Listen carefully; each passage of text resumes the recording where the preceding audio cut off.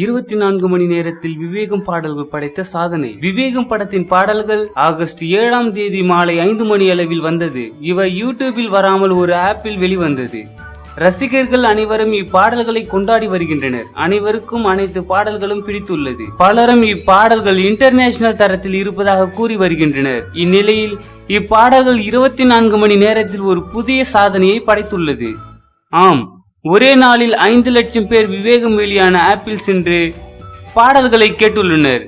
இவை ஒரு சாதனை என அந்நிறுவனமே தெரிவித்துள்ளது. இந்த வீடியோ பிடித்திருந்தால் லைக் பண்ணுங்க.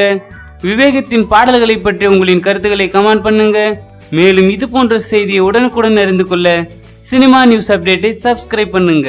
மறக்காம பெல் பட்டனையும் கிளிக் பண்ணுங்க.